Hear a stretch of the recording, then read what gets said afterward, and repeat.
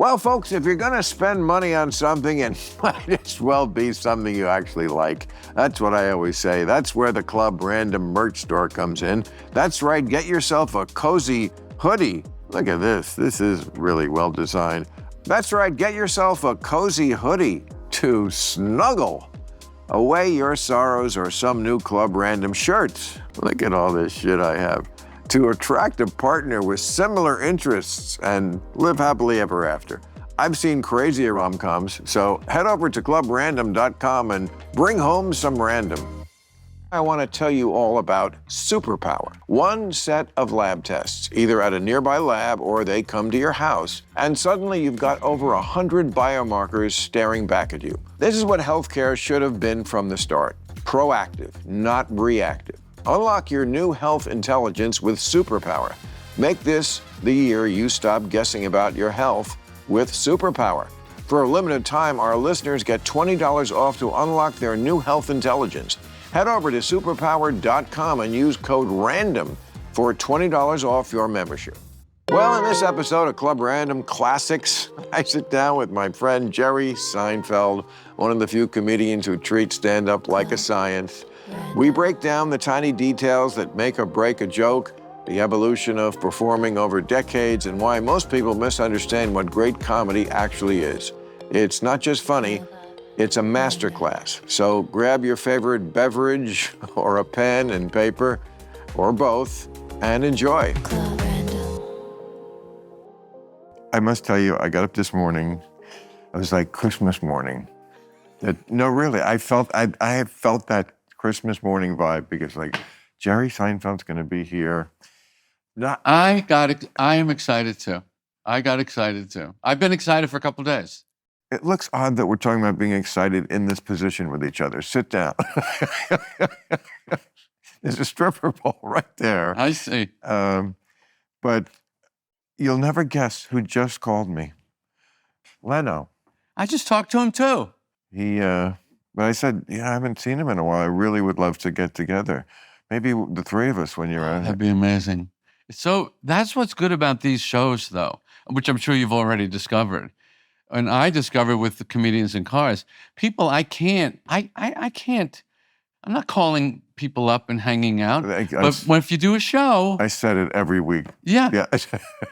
Include both people who I know, like you, who are like, exactly, why are we here? Yeah. Because we're forced to, we're not, it's just this crazy force of thing that makes us, we don't need the money, you don't need the promotion, although we'll certainly do what we can. Thank you. But the other thing is, I don't know how you feel, I think you might be a little different this way, but I don't like to be around people not working. The working is kind of this base, it's like a baseline current. It's like a beat. It's like I can hang out with almost any comic if we're here to do a gig. If I'm here just to enjoy your company, that's not good. But to me, no, the art. It's not going to be good enough, your company. If I can get a set in and a chat and screw around. And get some new material. Yeah. I mean, I could take that the wrong way, but I'm not going to. Yes, I completely see the point about, and said it too, about work, but also to, while you are working, do exactly what you would be if you were not working. In other words, Let's go over that again. If we were just here and we weren't working, I want this conversation to be zero different. Oh, that won't happen. That can't happen. Because, I mean, yes. I'm a savvy professional. Do you think I don't know that if I say something stupid, it won't... Okay, I can do it. No, even you are savvy. You are also true. the savviest professional, if I may. What do you weigh right now, Bill? What do you weigh? Why is that a relevant question? What's the name of the show? Club Random. You're okay. Right. What do you weigh? I think probably 152 today. 150. What? Today? Today. It varies. Yeah, me too. I weigh 166 today. And what were you in 1979? 79, I was probably 150, probably the same. But I think you have, you're slightly smaller. I don't know. Over time, or you mean compared to you? Yes, It's a frame. I think you're a little bigger. a little bit, yeah. Also ego. Yes. Well, I don't know. That's a close race. Let's. Well, listen, before I forget, I said, what can I get Jerry for his birthday? I mean, the man, you have everything. You're a great star. Never get tired of that. Do you ever get tired of that? No. No one else ever said those words. But Don, you're a great star. I know. I only say it to you. I love it. No one else. I love it. But I want you so bad. But she took the necklace off and the head hits the sink. Some of those things, they made no sense. You know, drop your pants and fire a rocket. Well, he didn't want to say fire a rocket out of my ass. That's what he wanted to say. Oh. But he was very, very clean, which is interesting because he had those little, what do we call them? He would just kind of bend the rules, let's say, for television and for his, you know. But yeah, drop my pants and fire a rocket out of my ass. That's what you're supposed to finish it in your head. I didn't even know that was a thing. Oh, sure. Well, I loved it as a kid, no matter what he did, you know, and he certainly would be the eminently cancelable today. Let's not. Oh, I promise you. I saw him. You can't move him from then to now without him modulating. He wouldn't have. You don't know that. He's gonna want to work. I think the man likes to work. But but I saw him doing it like later than it should have been. I saw him opening. Yeah, that was a miscalculation. Right. Yeah. Anyway, I wanted. This is so. Bill, I'm so touched. It's not. You don't even know what it is yet. But don't worry, I'm not really touched. What it is? Well, I hope you were touched by what I gave you at your. I was. I put it very prominently in my little den. That was the metal rabbit. I love it. Okay. And I look at it and I think of you, and it's a bit okay. It's too much because you really. Well, and it's true. And let me tell the people. Oh gosh, do we have to? Oh, you really? Gonna tell them? You don't want to? All right, go ahead. It's okay. I mean, it's not. I mean, it's not a big deal. It was very sweet. Very nice. But it limns, I think, for an audience who you really are to us, the comedians. I had a rabbit made. And by the way, they don't make rabbits. I had to have it made because you can get a bunny on Amazon. Right. Bunnies are all over, but not like the rabbit in motion. And the idea was Jerry was always the rabbit among the comedians. He was the leader of the pack who we were all chasing, and it was inscribed "The Rabbit We Never Caught." What, you don't remember that? Of course I remember. You said it like, oh.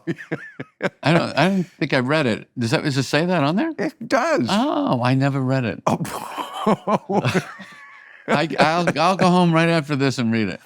You just remember me saying it at the part? Yes. That's interesting. Wow. Well, anyway, that's exactly who you are. Thank you. Always were. You've also been a great friend. You know, you were there when I did the first week of Politically Incorrect. Yep. You didn't have to. Mm-hmm. You flew to Washington on your wife's birthday in 2014 when I needed a guest when we did our special show in D.C. You remember that? That's right, when you did the stand-up special. And I certainly have vivid memories of, like, one time I got off stage at the comic strip and I had tried, like, all this new material. Right. This was my first year. Right. And I remember I look back and I think you must have been thinking, you fucking idiot. But you were nice enough to be like, yeah, you should just try one or two new things. And it was, advice I needed to get and probably did not follow for another 3 years. But I went through all, like, my file from 1979 because I thought, what can I get the person who has everything? You've got the amazing career, the perfect wife, the great family, the adoration of a grateful nation. The only thing I could get you is to amuse you and give you a memory or bring back a memory. So here's my show and tell box. Look at this from 1979. What is that? Comedy Hour. Biltmore & Company. Well, I don't know why I'm in company. It's my first year in comedy. Yeah. But look at the time. 12:30 to 1:30. 12:30 to 1:30. Well, you can't give me this. I'm not giving it to you. What? There is something I do want to give you. Oh, okay. that I've treasured for 50 years, 60 years. But 60? Yeah. It's 1964, but 12:30. The fact that we were doing shows all the time. And this is, 12:30 would be a bad time to do the show, AM or PM. But this was noon. This was a nooner. Okay.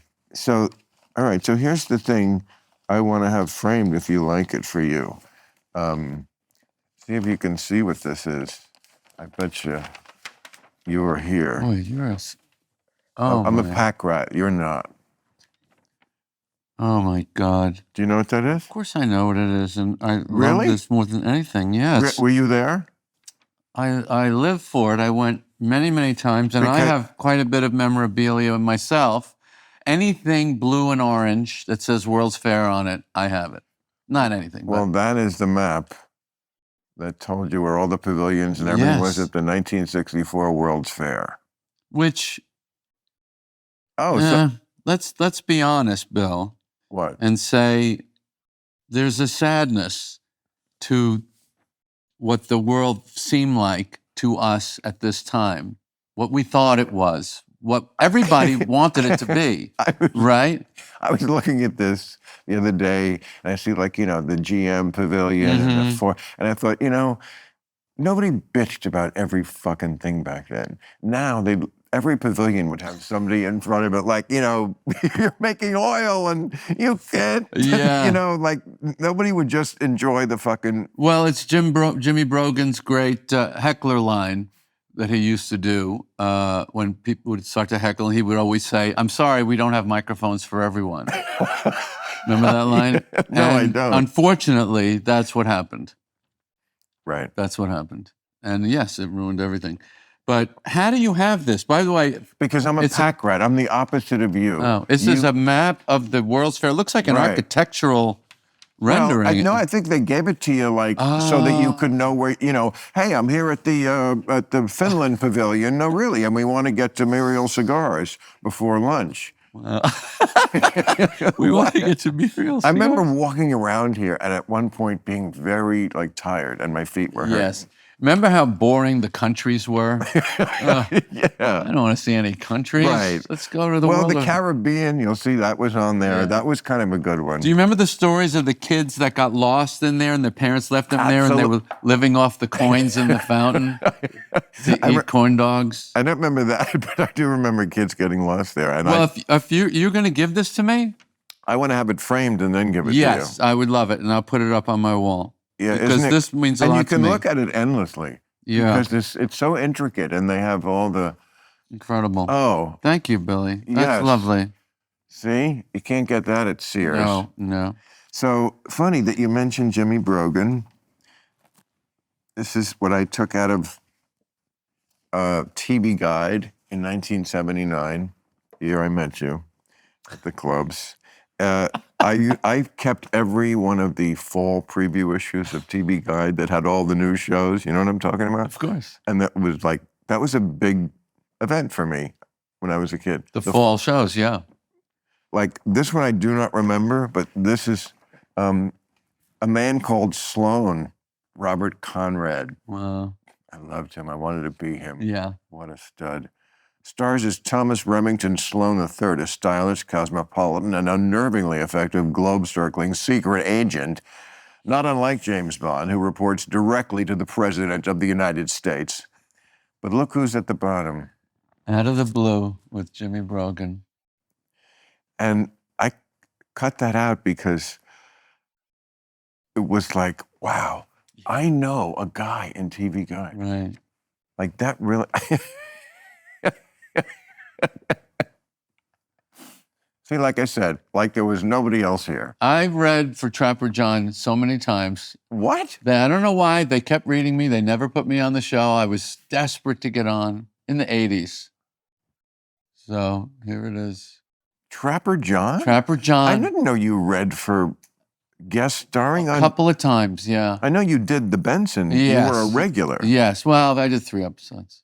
I thought it was like 7. No, it was 3 and they fired me. Oh. Oh. Mercifully. That's very close to the guy who didn't sign the Beatles. Yeah. You know. Oh, Sorry. that's all right.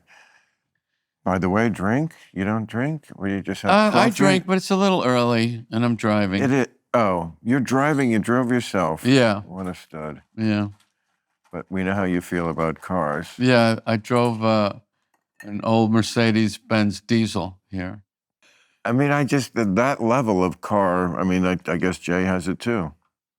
Level of car enthusiasm. Yeah. I don't want to talk about that. I don't either. I don't like to. I know it's not of any interest, but But to your credit, you made it interesting to me on the show, like when you did those Acura a little commercials. bit. Yeah, you got a little interested. I know. Well, not enough to like pursue it, but Yeah. like I was interested in the connection you had between the person and the car. Yeah. Why you felt that I thought was elegant. Yeah, people like that. I never understood the one you picked me up in. It was a German police. It was for one joke, which is it was a VW police car, because this is you're someone who seems to have a lot of power and has none. And I thought that's what that car is, a VW police car. You're police, but you can't catch anybody. So. Well, yeah, I guess.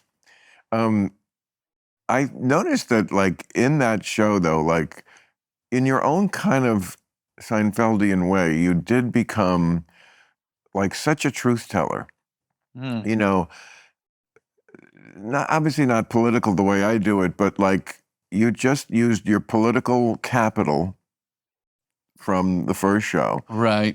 I felt like, the popularity that you had accrued to, like, go, well, I'm just going to say what the fuck I want. And it's not always going to be that pleasing to everybody. And that's, so to me, the most refreshing thing in show business. Yeah, but it wasn't, it was nothing really. I suppose it was a little more revealing than what people had known prior, but not that much. Really? I don't know, whatever you think. That's what I think. Oh, okay. I mean, just because you weren't playing from a script like in the show. I mean, you're that's a character, first of all, obviously close, but I mean, the situations were so absurd. Right. I mean, were ridiculous that it was a show about nothing. Nothing. It was a show about everything. Right. Yeah. I mean, all those. Right. That's not. And then now you're just talking to somebody, and they're saying, like, what do you think you owe your kids? Nothing. Right. You just, you said things about like family and stuff like that. That was like, oh, wow. Yeah. Well, that's what this show is, what you've accomplished with this show, because I thought nobody has always been more, I don't want to use the word transparent, but we probably know more about your opinions than any other celebrity in out there. And yet on this show, there was a whole other world of stuff that I can't believe. I still can't believe.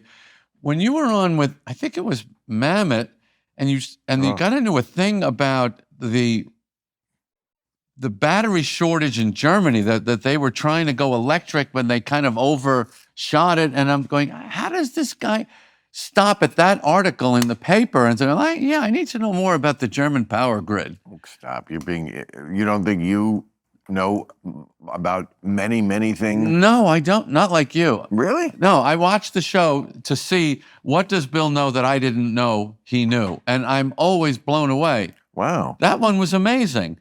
And then you talk with that other guy about the Bible, and you know all about the Bible. I'm old. I know, but your brain is worthy of all the attention it gets. Well, finish your thought, Jerry. Yes. No, thank you. I think you're amazing, and I'm enjoying you as much now. You're such a sphinx. I didn't even know you ever saw this show. I watch every one. How do I know these things? I texted you about doing this. You never texted me back. Texted you back? No, love to. I'm a fan of the show. Oh, yes, that originally. Then I texted you about a month ago and said, "What about when you're promoting the Pop-Tart movie?" And I didn't hear back. Your people got back and said, "Yeah, he's going to do it." I was like thrilled, but it's like, because I already told you I want to do it. I know but most people are not quite. But see, again, I'm a rat pack. You are the guy who is. There's no extra. No extra. I do like that. I love no extra. Yeah, I mean, I think to quote one more thing that I quoted before about the Paul Simon song, that I always think that is you. and it's such an amazing song, One Trick Pony, and you are anything but a one-trick pony because you've been successful in, when you did reinvent the talk show, you had your series, and you've done movies, but there's that middle part. He makes it look so easy, look so clean. He moves like God's immaculate machine. He makes me think about all these extra moves I make and all this herky-jerky motion and the bag of tricks it takes to get me through my working day. I feel like I'm the herky-jerky guy. Well, you're not. And you're the guy who's like just gliding through with no extra and no baggage and no stupid mistakes. So you ever go to the doctor, they run a few tests, and you walk out with the profound medical assessment of, you're fine. Great. Fine compared to what? A houseplant? That's why I want to tell you all about Superpower. Because unlike your doctor, it actually gives you real information. One set of lab tests, either at a nearby lab or they come to your house, which already makes it better than every doctor's office I've ever been in. And suddenly you've got over 100 biomarkers staring back at you. Heart, hormones, metabolism, vitamins, even environmental stuff you didn't even know you were supposed to be worrying about. Which, congratulations, now you are. But here's what makes it different. It doesn't just hand you a pile of numbers and wish you luck. The app breaks it down and actually tells you what to do. Supplements, lifestyle changes, prescriptions if you need them. An actual plan, not a shrug. It also tracks you over time and gives you your biological age, which is either very motivating or deeply humbling, depending on how you have been living. This is what healthcare should have been from the start. Proactive, not reactive. Unlock your new health intelligence with Superpower. Make this the year you stop guessing about your health with Superpower. For a limited time, our listeners get $20 off to unlock their new health intelligence. Head over to superpower.com and use code RANDOM for $20 off your membership. That's code RANDOM. And after you sign up, they'll ask you how you heard about Superpower. Do us a favor if you could and tell them Club Random sent you to show support for our show. That song, by the way, hit me like that too. I thought, that's everything I want to be, what he's describing. I go, that's it. That's You what I don't think want. you are that? I don't try. I don't know. I mean, you were always like more mature than the rest of us, like back in the day. What did you do that was immature, professionally speaking? We all knocked professionally and personally, many things. Let's not professionally. Yeah, absolutely professional. I used to piss off the crowd, so they hated me so much. No matter what kind of joke I told them and how funny it was, they would never laugh. That's the most unprofessional thing you can do. I remember once at the Comedy Cellar, the MC getting on after me and saying to the audience, okay, that bad man is gone now. That is absolute Bill Grunfest, I think it was. That bad man is gone now. Yeah. I was very... Okay, I consider that just... growth. No, creative experimentation that, you need... No. It's got to experiment. No. It was totally a function of a bad attitude. Your bad attitude has matured into... I hope. Totally. You're one of the most successful people in the history of television and stand-up comedy. I have been on a long time. Yes. Yeah, my aesthetic role model was Mike Tyson. When I saw Mike Tyson in his prime, when he cut the hole in the hotel towel and had no socks and no stool and black shorts with nothing on them, right. I thought, that's what I want to be. Oh, my God. And recently, just a few years ago, I don't know what it was, I said, why do I have these different colored ties and suits? I go, I'm just wearing a black suit and a black tie from now on. And it just felt so calm. We visited Japan last December. I was so happy there. I connected so strongly with that ethic of their culture of just focus and simplicity and singularity of purpose, I do like that. And I have done these other things, and I have to say, it's all with a component of reluctance. I do it to think, I think I could do that, like the movie. Like, I think I could do that, or let's do a different type of talk show. I think I might be able to do that. But it's not really what I wanted. If I could have just been a pure stand-up and never done anything else. But you're already known as the purest of the pure stand-ups. And it's real. And by the way, this leads me to something I feel nervous about telling you. I feel like you're the confessor to this, but like after this year, I'm going to stop doing it. Really? Well, or I could go back. I don't want to make like a big announcement or something. Go ahead. Well, I mean, I'm doing a special at the end of the year. Right. It'll be my 13th for HBO. That's a lot. That's a lot. And I just feel like you gotta, I don't know.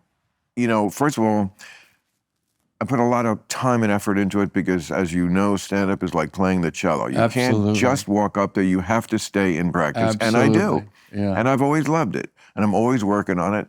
But I have a show. Yep. You know, I mean... I don't know how you kept it up during the show, or frankly, why.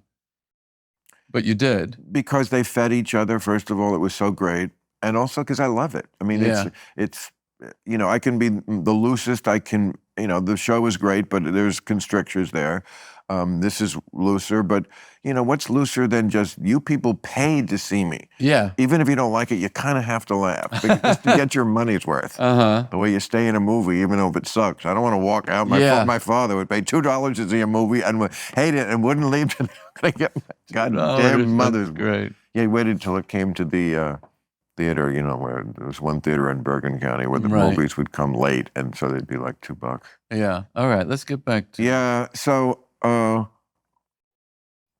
you know, but if I don't have to practice the cello 8 hours a day, I can do, you know, I might want to do some of these kind of things live. That's kind of an interesting option that people do nowadays. Oh, right. You know, and then it's kind of an event.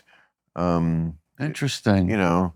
Yeah, that it's not crazy. It's not crazy. It's not crazy. It's not crazy. I mean, the landscape of the business, which is one of the things I love about the business, is everybody's like, well, what is going on? You know, what do we do? What are we supposed to do? What's so and so doing? Why is he doing that? Should I do that? I love that endless grind. Everybody's always Everybody's always on the phone. You know. You mean like what's happening in the business? Like, did you see what so-and-so did? What'd you think of that? Right. You know?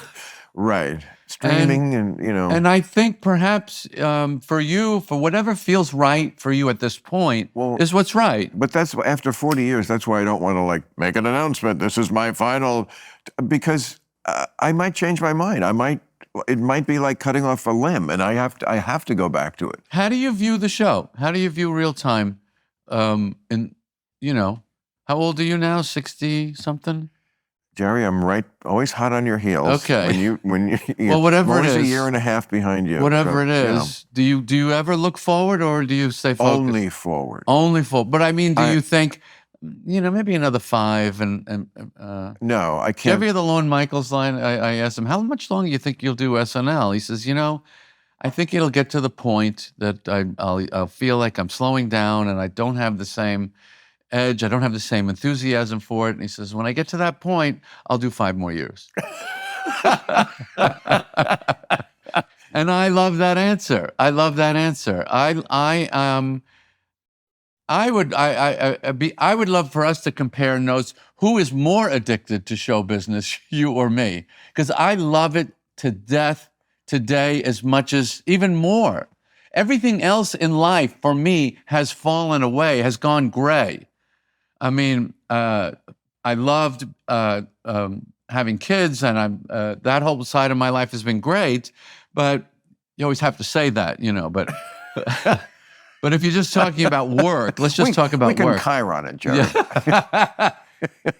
You know, I love show business as much today as ever, if not more, because I tried every other goddamn thing. But you say you don't love show business, you love stand-up. That's show business. I know, but it's that one aspect. Again, you're such a minimalist. You're so direct with everything that everything peels away, no extra things. Yeah. And that's you. That's why I think you will do it till you drop. I will. And maybe I will too. I don't know. It's a tough decision, but I also feel like it's easy as you get older to not do new things, and that's what keeps you young. I think that's part of the reason I want to do this. Is definitely. Because, look, when we're doing a podcast, if you said to me 10 years ago even, you know, the big thing in show business is going to be basically AM radio. Right. I would have said, you're crazy. Right. And yet, I mean, you talk about too many people at the beginning of the marathon Right. clogging the road. Right. I mean, there's like 4 million podcasts in America. And But no one's doing this one. I know, but it would be like if Johnny Carson, when we watched him, had, 4 million like late night shows that people had that they, maybe only 500 watched this one and 1,000 watched this one, but his rating cumulatively, all those tiny ants sucking a little bit away would have left him not with 17 million, which he had at his height, but, something much more modest. That's the problem with so many podcasts. No. Why? What do you... First of all, you're doing the thing that you hate the most, which is moving people around in chronology. If Johnny Carson forget that. We're here now. You're you, we're here now. It doesn't matter what he would have done, or what matters is this makes... Go ahead, finish your point. Oh my Is God, that what Boston? year is that? 1979. Oh. Carson must stay. Can you, what a baller he was, right? Yeah. I mean, just to have the headlines about what you, but I'll you're tell- right. He would not, I mean, as great as he would not survive today. He was just, that show breathed way too much for the current audience. Right, I know. Yes, Who cares? The world wouldn't make him today. right. They don't make those guys anymore. No. They don't make George C. Scott anymore. You know what loomed large in our world, even as late as 1964, because it was 20 years after, but World War II was like my childhood. I look back, it was like everything. My parents were in it. The TV shows were about it. Right. Hogan's Heroes and McHale's Navy and Combat. And didn't you kind of Rapid- feel also as a kid, I just missed it.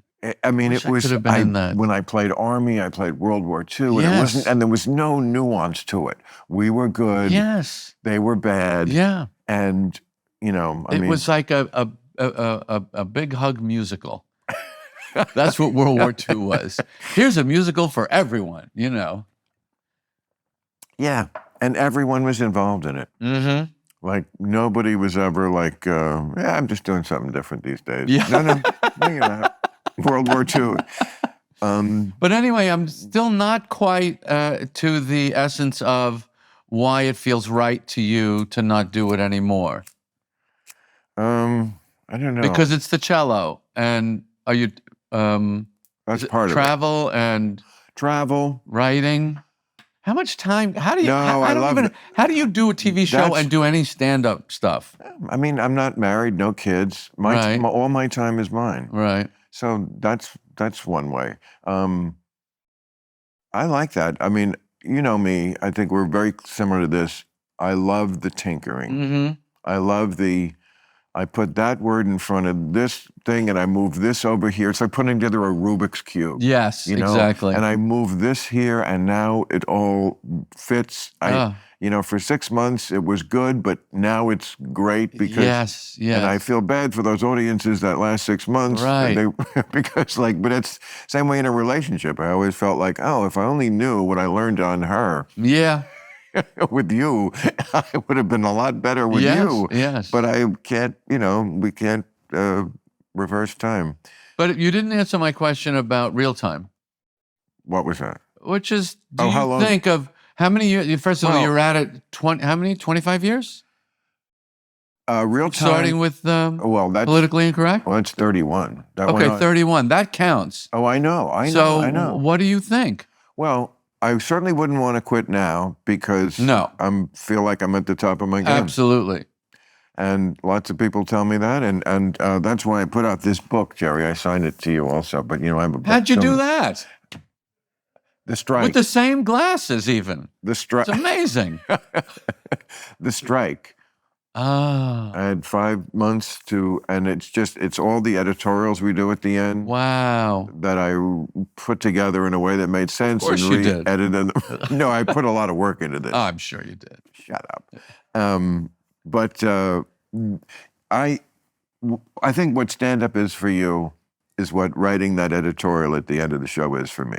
Oh, okay. That's what that piece I never ever miss thank you. for the writing, Thank for you. the flow of it. The consistency is shocking. Your level of consistency is shocking. Well, and it's the best comedy monologue every week that anyone does. And you even make a point on top of being funny, which is, usually a point no one else is making. Right. It's very easy, and I can't tell you how much I appreciate that. I mean, this is Christmas morning for me now. But, other shows I feel like are partisan one way or the other.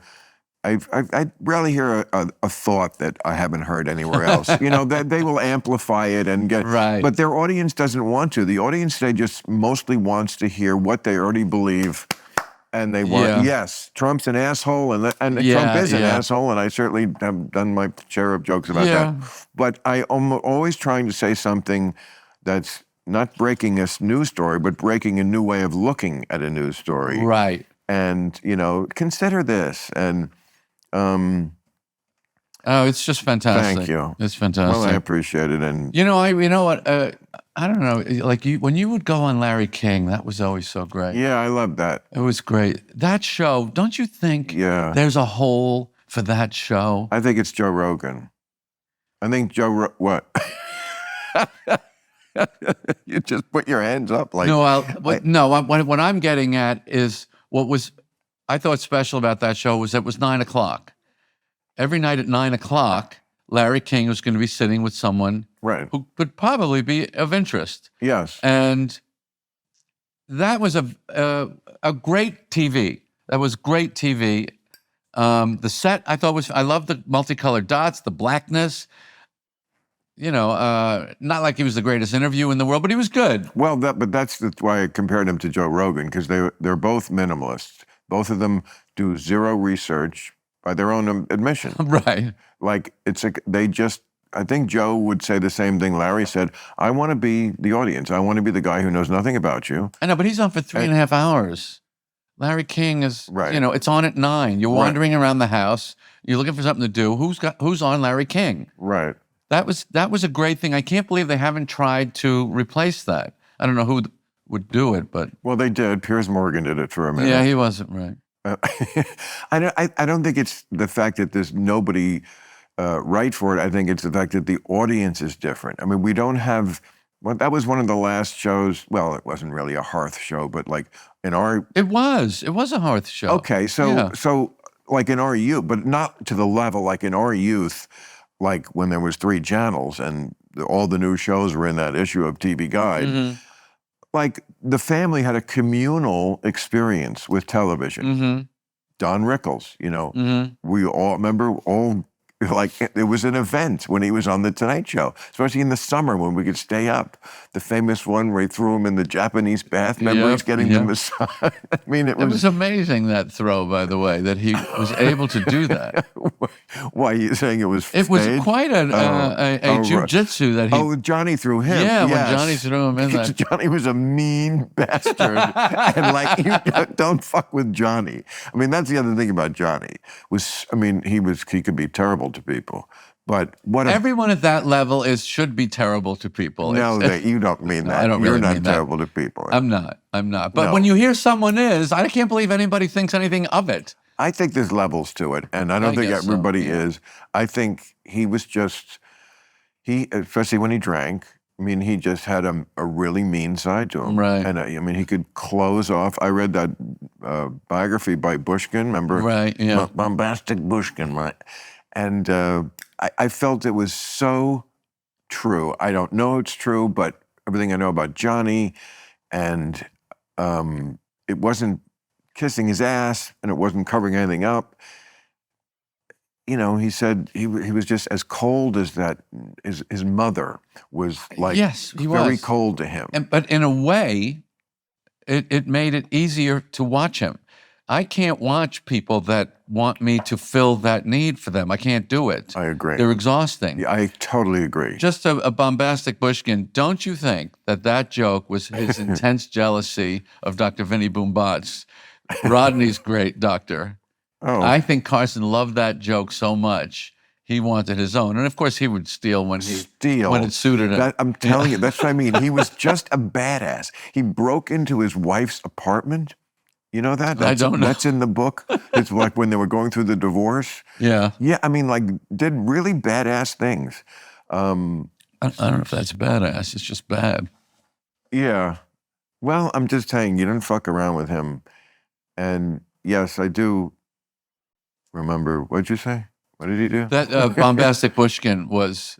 Oh, I wish he I was had. a thief. He loved Dr. Vinnie Boombatz. But he stole The Answer Man from Steve Allen. And he stole Maud Frickert from Winters. Yeah, we know. It was horrible. And then he would have them on the show. Yeah, well, what they could do. He was the king. Yeah. No, I'm not saying it was admirable, but I guess, that persona kind of, he was gracious, that was what was Johnny's calling card. But boy, when that red light went off, I don't think he was that guy. Did you have little interactions with him in the hallway ever? Little, of course. Wasn't that the most exciting thing in the worord when you would see him coming down the hall with the tie down? Didn't I ever tell you the story about when I saw him the last time I did it, and Leno was about to take over, and I'm walking out, and he's in his car, he had like a Corvette. Yeah, the Corvette. And it wouldn't start. And I said, boy, I bet you Leno knows everything about cars. I bet you he'd know what to do. Oh, and, and he looked up and he went, yeah, we'll see how much he knows about television. I'm telling you, he was a bad man. Yeah.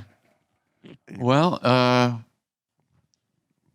these guys, they're not, it's not a coincidence that they're there. All these guys, whether politically, entertainment industry, corporate world, a lot of people are there for a reason. But I feel like a late night host is always a reflection of the society that we live in, better than a lot of other signposts. I mean, like, that's why Leno was right for his era, and Johnny was right for his era. And what do we have now? We have Jimmy Kimmel, Stephen Colbert, yes, and Jimmy Fallon. I think are right for their era. In that. Why, look at this. Here's new breed of stand-up comics. What's that? Oh, these are the two articles that were in the New York Times. Am I in any of those? You probably are. Here's Adrian Tolsch with a Catch a Rising Star t-shirt. I have a Catch a Rising Star t-shirt that I wear all the time. It still fits? It's a new one. Because I hear when you wash them, they make lovely hand puppets for the children. Oh, my God, Bill. I know. Calvin Fussman. Calvin Fussman? Who's that? He's the writer of this ridiculous. Why are you keeping this? Just because it's comedy in the day? You know what? Every year of my life, I make a file where I just put stuff in because I like to be a good caveman. Like, if I want to go back and excavate and see who I was, that's one good thing I did. I made so many dumb errors, but that was pretty smart. Like, I saved, like, look at that Mad Magazine cover. I love that. I saw that cover. Aren't you glad I saved this from the Supremes album? No. No, you don't think that's... I wasn't missing that. You don't think that's cool? It's okay. Be honest, Jerry. Come on. Come out of your shell. I went through all of my stuff recently. The new breed. And threw out almost all of it. Of course you did, because that's you and I'm me. Because I thought, my kids don't care what I did. I even thought that. Aren't you glad I kept the World Fair thing? Yeah. You never know which is going to be the one, right? I think these are all good. No. Some of them are good. What about this from Richard Belzer? I love that. First of all, it's Daily Planet from the desk of super comic Richard Belzer. Oh, wow. Now, it's a great shot of him, by the way. It's just too much. When I play the Beacon, I always ask the audience, I talk about how I started in New York at a club called Catch a Rising Star. How many of you remember it? And that moment, Bill, there's like about 10% of the audience will applaud. It's a great moment. I just love that. Remember how cool that joint was? And it's so much fun to just share that for a second. But isn't it a little sad that, and look what he wrote. A little, no. To potentially... Tremendously sad. To potentially one of the greats. That's Richard funny. Belzer. That's funny. I think he was talking about himself, but I think it's sad that only 10% of the people. Well, you know what? Well, come on. You're right. You're right. You know what? Let it all go, Bill. Let it go. No, I do like them, but I must say, bad memories do not make me sad. Good memories make me sad. Oh, You know, bad memories, it's like, great, it's over. right. Good memories, it's like, shit, I'll never have that again, you know? Right. No, you'll mean- never have anything again. You seem more at peace with that. I am. I am. I know. You know what I came to I the keep other day? telling you Because I'm this. going through this thing with the movie, you know, and you're doing a Right. lot of press, and they're watching the movie and they're responding to it, you know. And I hit me the other morning. An insincere compliment is absolutely of equal value as a totally genuine compliment. There is no difference in value. They're both utterly meaningless and just as nice. An insincere compliment is just as nice. I don't care if they're lying to my face. But- It doesn't matter what they think anyway. What the fuck are you talking about? This is ridiculous. Like, I gave you a very wonderful compliment, I think, and it came from me, and it's very sincere, and it's true about you. That's got to mean more than an insincere compliment. Not in that situation where you're meeting strangers and they're saying, "Oh, I loved your movie." Great. That's great. That's just as great. I don't have to know, really? Did you really? Give me that rabbit thing back.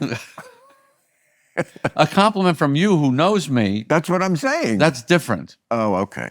That's different. I hope so. I'm talking about 90% of the things people tell you in show business Because- are not true and not sincere. Of course. And that's okay. And even when they, I shouldn't even admit this, it makes me sound petty, but I think all show people are the same.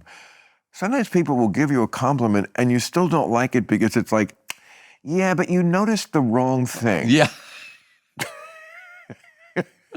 Yeah, you liked the show, but you thought that was the best part of it? Yes. And it's like, you can't. Petty doesn't even describe how small-minded that is. I don't know. Is what's below petty? Whatever that adjective would be. You don't feel, you never felt that way? No. Really? No. Take what you like, whatever you like. What do I care Okay. what you like? All right, then why do you keep arguing when I say you're more It's fun. more It's mature than you have? I like to argue. I know, good. I don't do even too. believe what the positions I'm taking. We're not even arguing. But yeah, no, that's true. I feel like I've evolved a long way, but I started really far back. Way far back. Yeah. It's true. I didn't want to talk about that. Oh, here, look at this. No, I always thought. This is so funny, all this crap you brought out here. Tell me you're not enjoying this. I'm not. You're such a. No, you said to tell me, so I did. So get smart, Joe. Look at this. My father was in radio, Right now. right? Mutual Broadcasting System. Or this is when the media was respected by this country because these were mutual men of Mutual Oh, men. men So of- where's your dad? Is he in here? right here. Look right here. Bill Maher. Your dad Mutual is men Bill of Maher? Of course. Well, that explains a lot. I think we've cracked this case wide open right here. Mutual men of conviction. Isn't that awesome? It doesn't resemble you much. Look at. You can't see Is that from a that. It's a pic- drawing. So that's not what he looked like? It didn't look like that, but you know. You're very handsome. He Thank looks you. kind of I don't know. Arnold Are we looking at him? Stangish. It's a drawing from these Right. creeps who made this thing. Men of conviction. So were these guys? They were Staff announcers. Oh, but they weren't journalists. Well, I think they would consider themselves journalists, Jerry. They had deep voices and they were on the radio. And Did your dad have a deep voice? You have a Of deep course. voice. Yeah. of course he did. When he took me to the radio station, you know, once in a while, I'd be like scared the shit out of me because they all, hello, young man. Del Sharbert. I mean, look at some of these names. Whitney Belton. Charles Batchelder. Bill Costello was good, as was Jack Allen and Martin Edwards. You know, I did a little shtick. We made a couple of little video promotion pieces for the movie, and one is where I'm called into the office of the president of Pop-Tarts. Oh, So I needed a name for who would be the president of Pop-Tarts, and we came up with Kelman P. Gasworth.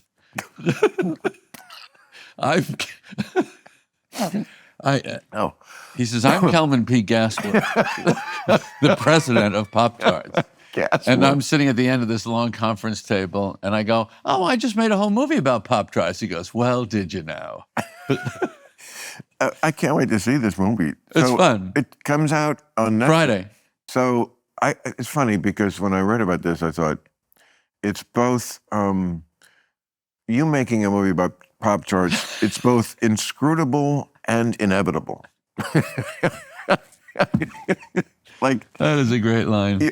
That's a great line. You really, you were going, and I just want to know before I see it, or maybe you don't want to say this, then just don't, but what is the metaphor? I mean, plainly, it can't just be about Pop-Tarts. Oh my gosh, no. No, it's quite a deep story, Bill. But it has to be a metaphor for something. You got me. Really? Yeah. What? Again, we're not like the serial killer and the detective. We're not really like. No. It's, I like important seeming men in suits, like those names you're talking about, puffs and flakes and sprinkles, in a very serious way. That, to me, was funny. I like, it's about, it really is about a childhood fantasy and wanting to hang on to your childhood and that time and that product. And to make this movie, I get to go back there. I get to go back to when the only thing I cared about was the Stingray and my cereal, right, and the TV shows that I liked. And that was you know, it was like a little soap bubble of that I got to get inside for a few weeks. Yeah, I mean, I have that inclination, but our childhood is now just so long ago. Yeah. I mean, but the fun of it is still there. I know. So, and with a movie, you get to recreate it. But you don't. You don't get to really go there. No. No, but you don't have intimations of mortality when you dwell on the distant past like that it reminds you that you're closer to the end. I'm not that in love with, like you really love life. Don't you? You love it. It's okay. Oh, come on now. Your life? Oh. Because like when I knew this was your birthday and I was like, I bet you he's the same place with birthdays that I am, which is like, I had a big party here right in this room at 60. You had one at 65. Mm-hmm. After that, like, yeah, it's happening, but we don't need to go into it at all. I mean, sometimes people, mine's in January, sometimes people say to me a couple of weeks after, they say, oh, didn't you just have a birthday? And I go, you know, maybe. I don't know. I might have. I didn't check my calendar. I didn't check my calendar. You know, because it's just like it's happening. I can't deny it, but let's just ignore it. Yeah. It's at a certain point because you'd still look generically late middle age, which is great. You know, you don't read old. No, neither do you. Like Biden. Yeah. Like reads old, and Trump reads crazy, but not old, you know. Yeah, okay. He just reads differently. Well, he's got a lot of makeup on, you know. A lot. And the hair color and all that crap. Yeah, I always say he's like Kiss. He puts on the face paint and the wig, and it's always 1976. That is fantastic. That is a great joke. It is kind of true, That is a great joke. He's like Kiss. It's so funny. But yeah, so we could probably, I mean, Mick Jagger is doing it at 80. Doing rock shows. Okay. No, I'm saying amazing. It's amazing. Right, but I'm saying if a guy can do rock and roll at 80, certainly comedy. What do you think you'll be doing at 80? I hope very similar to what I'm doing now. Really? Yes, I would love to. I only in my 60s came to realize how right my mother was when she once said to me, yeah, I really like my 50s and 60s the best of all the decades. I said, that's crazy. 60s? What are you, fucking nuts? Yeah. But their 60s is our 80s, physically. I mean, I don't do anything different now than I did in my 40s. I could do any number of shows. I could go exactly. Right. I haven't made any adjustments. I same way. But I imagine. I mean, there's a diminishment to everything. Yes. I mean, I can still play basketball, but yeah, that's amazing. That's amazing. And I mean. But yeah, I think you maybe have a little tighter grip on this lifetime than I do. It is what it is. All you can ever be is good for your age. But as far as how far you can go, I feel like I'm, and you are too, for a somewhat different reason, uniquely suited to another decade because I never was selling, I can dance, I can jump around. Right. I was selling wisdom. Right. And sophistication. Right. I mean, that's why HBO has been such a good home for me. It's a sophisticated audience. It's a sophisticated show. That word, maybe I'm not, putting that on myself, but yeah, that is what I strive for. And the audience is a sophisticated audience. And there's precious little left for people who are sophisticated. That's a genre. That's a niche. But it's always been a small niche. Yes, always. Yeah. Yes, that's what I'm saying. You have a much broader, somewhat broader, but majorly broader. It's another reason why I'm probably not going to do any more stand-up is because, first of all, when you're on TV every week, it's very hard for people to come out and, it's harder to get that you're less unique. Right. Also, they tend to think I'm a political comic, which is limiting. Oh, right. So, there's guys who are not half as funny as me selling twice as many tickets. I'm a little sick of it. Yeah. Not that I can't do nice shows in theaters, but I've always been fighting a little uphill on those things. I see. I think your stand-up is my editorial. That's what I want to do till they put me in the grave. Right. Is every week come up with that one thing, and because it's almost Seinfeldian because it's building one very small, limited, but trying to perfectly craft it, and then it's over. Right. Next week there's a new one, and on Monday we nail down the premise before the weekend, and then on Monday, I read all the passes and put it together, my own version, and then, sew it together. And each day, first it gets fatter, then it gets smaller. There's a method to it so that it's by Friday. That would be a vacation that, for me, if I would just sit with you and not contribute, but just watch you do that, that would entertain me more than any trip to anywhere in the world. Because I don't know how you do it, but the end result is so elegant. And that is what I love and appreciate more than anything. It's simplicity and elegance in writing. Thank you, me too. And of course, getting the job done comedically. Yeah. We got to do all those three things in the piece. Right. When that is executed, I just feel full of music. I just love it. And we're so lucky that, I do think sometimes I watch great pitchers, great athletes, and I think, oh, this guy's only going to get 12 years of this to be able to play this music. Oh, yeah. Right. And it's a huge career for a pitcher, right? But for us, if they told us you can only do this 12 years, it's ridiculous. Musicians, does it bother you? You're very, very sophisticated musically, and you had all those Paul Simon lyrics in your head. Was amazing. But what's your theory? And I know you have one on why these great, great, great songwriters are not able to find that thing in their later years. Too many drugs. Come on. No, but too many drugs. Partly. But also, I just think it's innate. Music is something that flowers in youth. Don't you think music is sexual? Of course. If you're not horny, you can't write a great song. Well, that's ridiculous. That's ridiculous. Yeah, that's because not also. Not all songs are about sex. Yes, they are. Everyone. Oh, stop it. But what is your theory on older songwriters struggling to find that same magic? I couldn't agree more. First of all, it's rare, and I'm not going to name names. No. There are exceptions to that, but they are rare. I thought the Eagles' 2007 album was really good. Yeah. Was like could fit in. It was a double album. If you made it into like just one kick-ass album, it would be fit in their oeuvre pretty well. Anyway. But there are people that we love, desperately love, desperately, that write stuff now that is... And have for 25 years Right. not been good. Right. Because part of it, I think, is you get too ahead of the parade. Like, you always want to be like a little ahead of the audience. Right. Otherwise, you're over.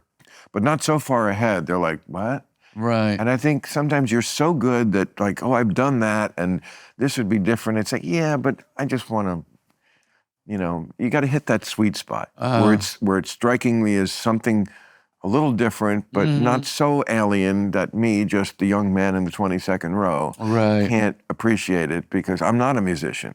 I could just appreciate what you do. So it's kind of, I guess, the equivalent of being like a comics comic who, makes the other comics laugh. Right. And, I always felt like that was what you, like I always felt you would catch. Like, you always had kind of an attitude about Catch, like, this is a shiny object. Because it was the hot club, right? Yes. You weren't the man at the hot club. You were at the comics club. That's right. Hot club was Belzer, and it was the hot club because, that's where the stars went, and the celebrities went, and the mafia was there, and it was just, singers and Belzer. And I think you were just like, okay, enjoy your shiny object.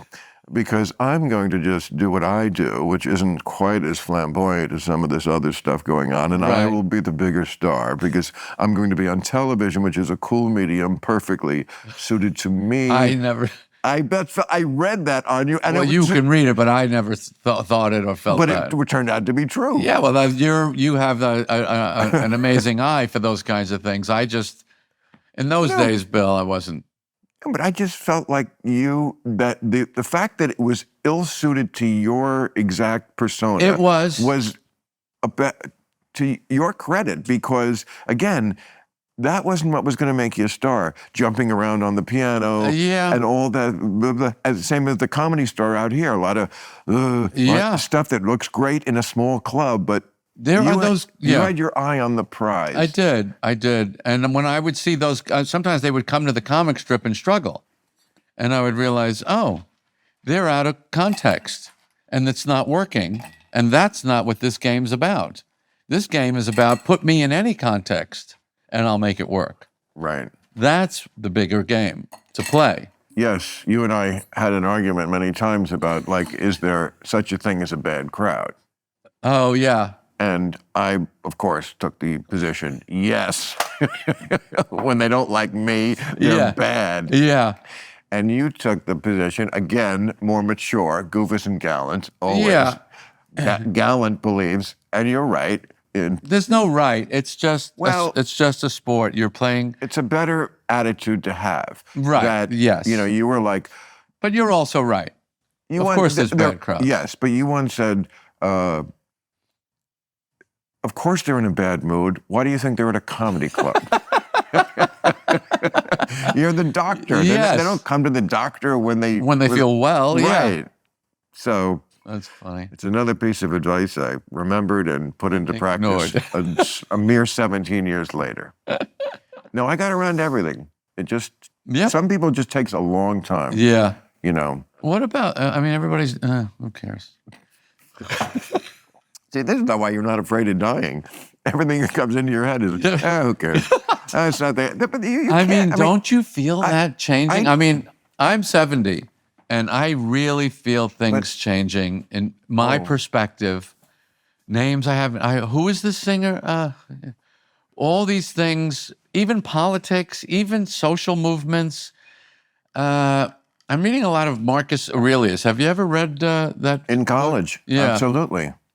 You should pick it up again. It's really Wow. great. Meditations, what's it called? Meditations. Right. He was the Roman emperor in 188. 150 AD, and 150. he is a fantastic guy to get you to zoom out and go, all these things you're worried about, all these things that you see happening, they've all happened before, they're all going to happen again.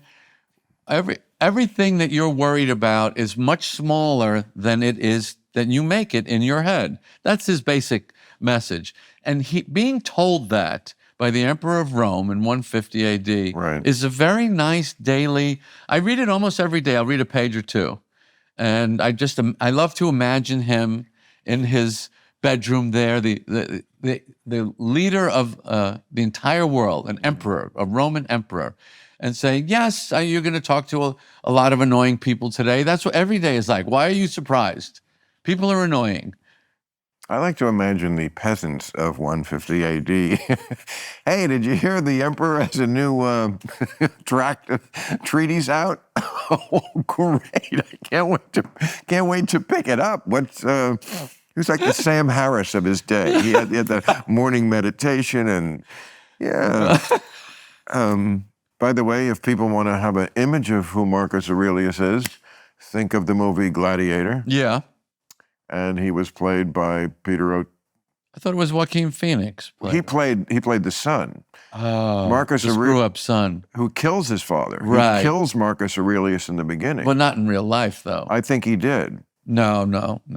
No, he died of natural causes in his 50s. You know a lot about Marcus Aurelius. I'm kind of into him these days. That's amazing. Yeah. I didn't think I'd ever hear that from you. Why? Well, just because you didn't seem like a history buff and that. I'm not really, but I love philosophy, and I love his philosophy.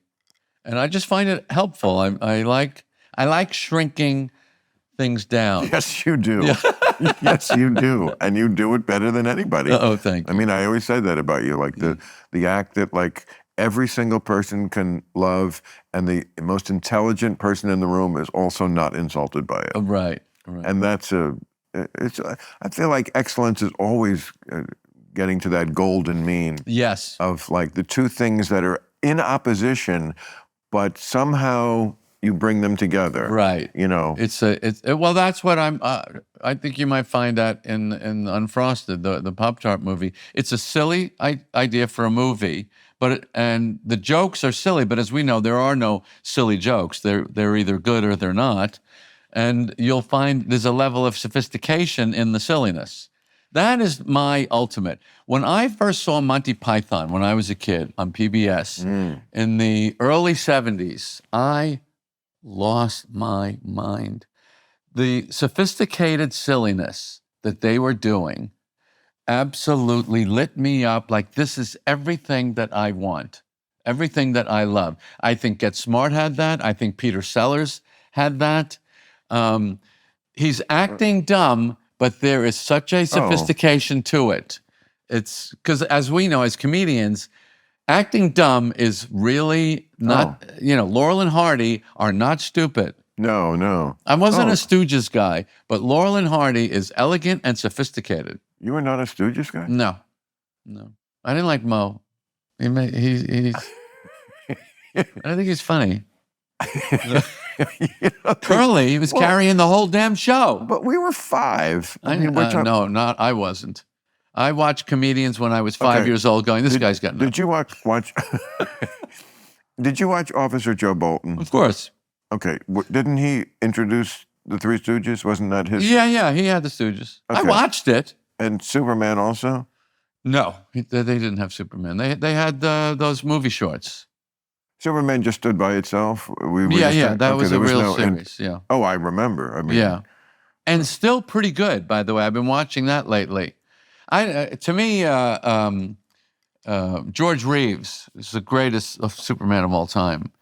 His sophistication and those double-breasted suits, that's another reason I wanted to do Unfrosted. I wanted to look like George Reeves. Did you like that Superman show when they would close the door and the set would shake? What? I lived for it. You know this. Really? When I was a kid. Yeah. I remember in high school, I wish I probably have that somewhere in my Rat Pack file, but we made a list of every episode that we could remember. Like there was probably 100 episodes. Wow. I remember all the episodes. We've talked about it. Carborium X. Yeah. I mean, I got to do a commercial with Jack Larson and Noel Neal in, I think, yes, I remember it. Yes. Yeah. You did the Seinfeld and American Express Superman. thing. Yeah, I that mean, was I know. gigantic thrill. And your bit was, one of your first ones. The Yes. glasses is a brilliant disguise. It was like, that is so you. Yeah. And then somebody else had a great bit about, it's a bird, it's a plane. Who mistakes a bird with a whose joke is that? That's I really, don't know, but I heard that. That's a good one, but too. Yeah. It's like a perfect example of that bit that, like, it was laying there on the ground. Yeah. Anybody could have seen it, Yeah. right? I have a Frankenstein bit I'm doing now about the sport jacket. Why is he wearing a sport jacket?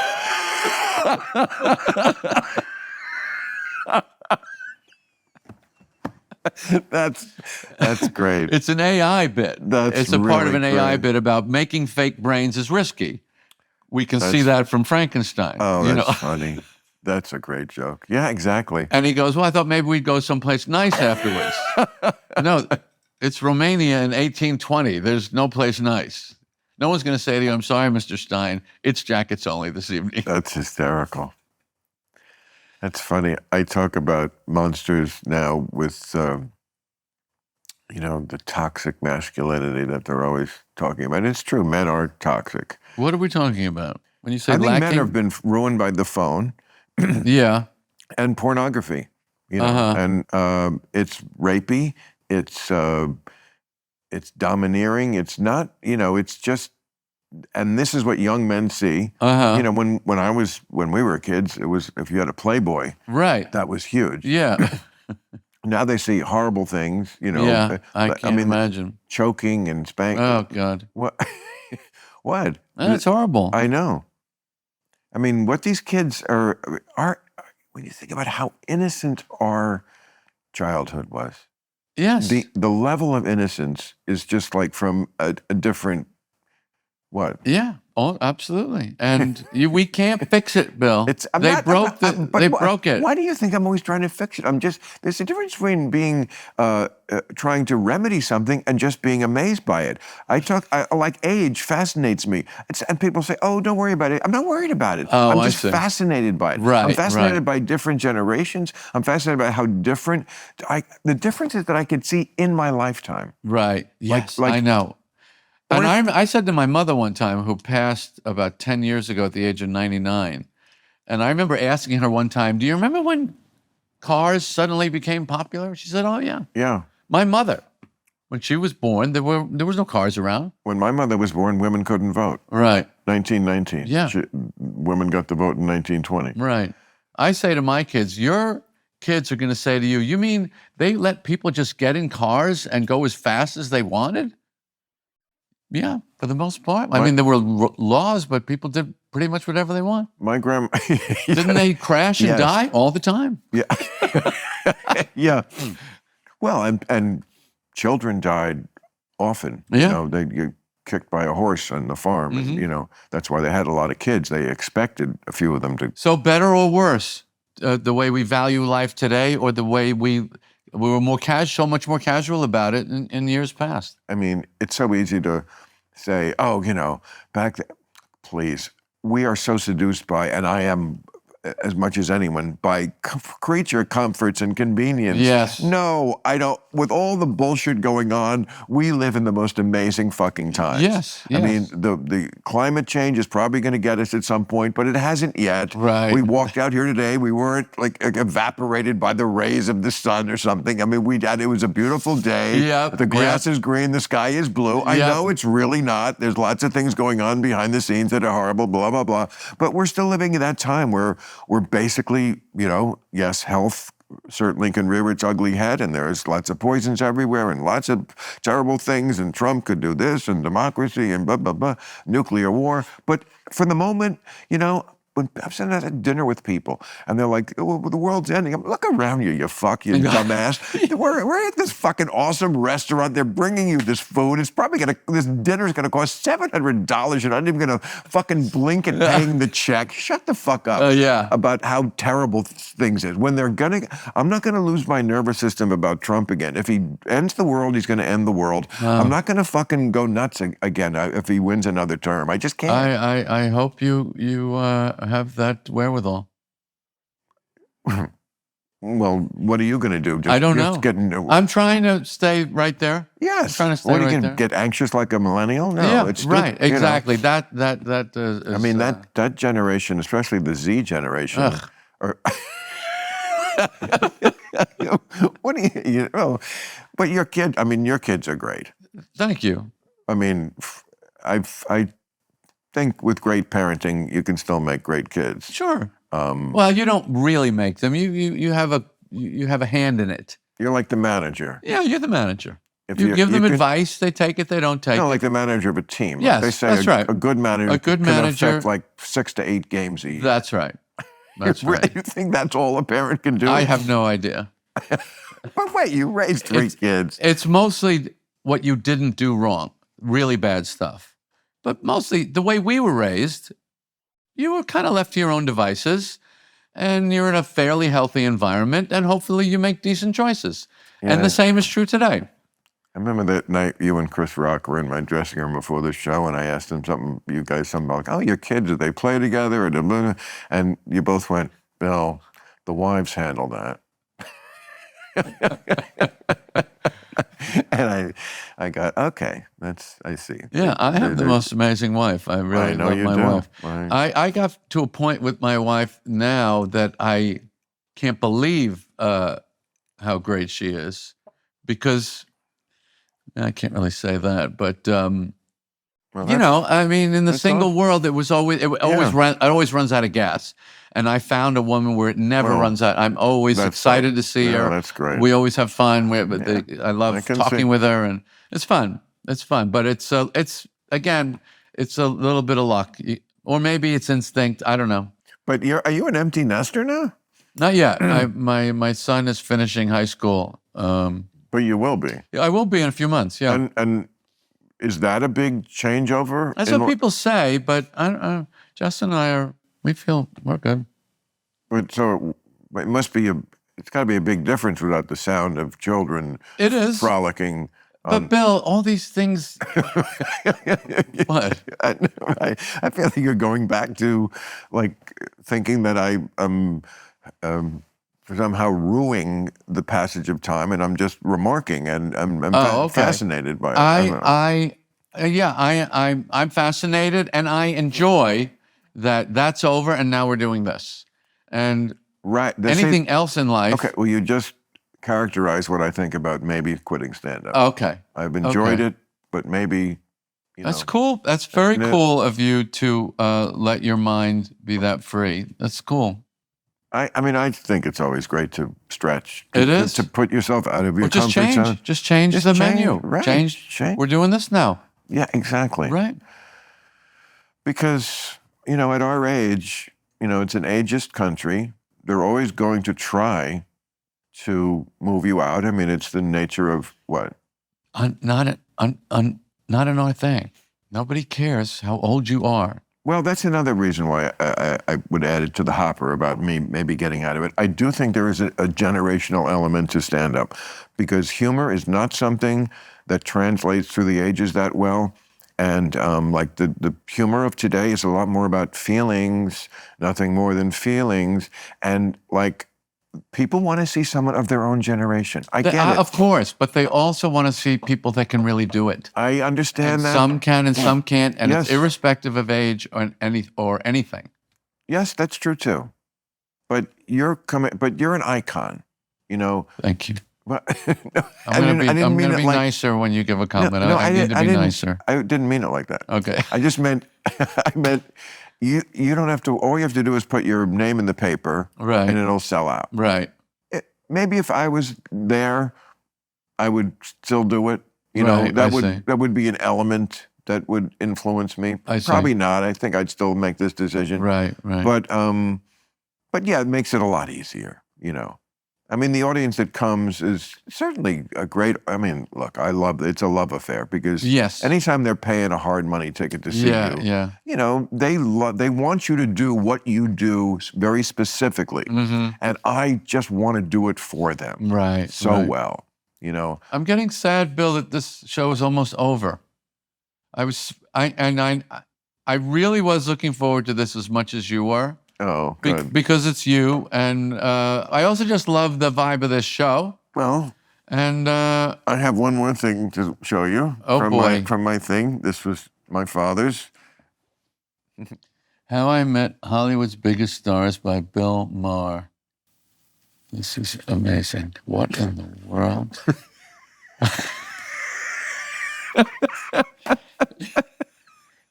What is this? It's some gag gift somebody gave my father in 1960 whatever. Oh, it's great. And it's all Chinese, folks. Show and tell with Bill Maher. We were so innocent. Yeah. Well, as a great man once said, it's so nice when it happens good. Oh, God, Bill, you did it again. Freddie DeCordova, after my first Tonight Show, put his arm around me as we walked off the set. And he said, it's so nice when it happens good. If you don't know you're in show business at that moment, Yeah. when somebody says something like that, all right, pal. Thank you. Thank you. This was what I thought it would be. I'm going to have this framed and sent to you. Okay, thank you. Yeah, I'm a World's Fair obsessive. I didn't know that.